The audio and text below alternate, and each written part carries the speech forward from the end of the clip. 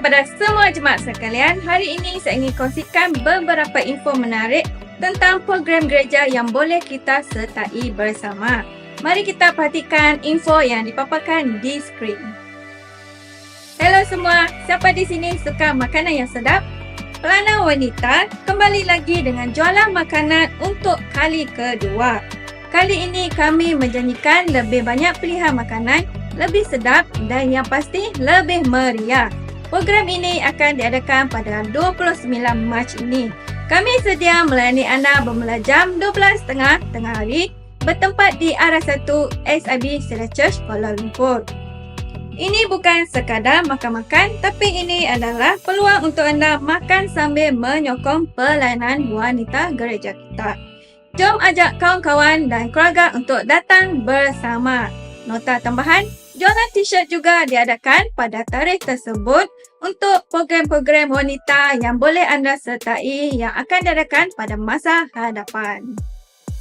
Adakah anda rindu untuk menyembah Tuhan melalui ekspresi tarian yang lebih bermakna?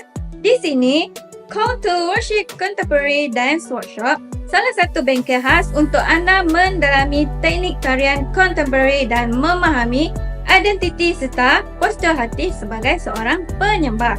Di sini kami membawa tenaga pengajar hebat iaitu Sis Annie dan tim Hadassah. Kita berjumpa pada 11 dan 12 April ini bertempat di SIB Cedar Church, Kuala Lumpur. Jangan lepaskan peluang ini, daftar sekarang dengan Sis Michelle Joseph Agong di nombor telefon yang tertera. Pernahkah anda terfikir apakah kekuatan karakter anda dan bagaimana ia berkait rapat dengan panggilan hidup yang Tuhan berikan? Sertai kami di seminar Power of Destiny bersama pendeta James Stephen Tajuk bertempat di gereja kita pada 17 dan 18 April. Seminar ini adalah wajib bagi semua pemimpin dan aktivis gereja. Namun ia juga terbuka kepada semua yang rindu untuk bertumbuh. Di sini kita akan belajar mendalami desain unik kereta kita dan cara membina hubungan yang lebih bermakna dengan orang sekeliling. Jadi tunggu apa lagi? Klik di pautan untuk pendaftaran yang telah disediakan di poster atau boleh hubungi admin gereja. Mari kita temui destiny kita bersama. Sekian saja info yang dapat saya kongsikan bersama anda. Untuk info yang lebih jelas mengenai program-program tadi, anda boleh lawati Facebook gereja ataupun dari grup WhatsApp Jemaat SIB Cedar Church Kuala Lumpur.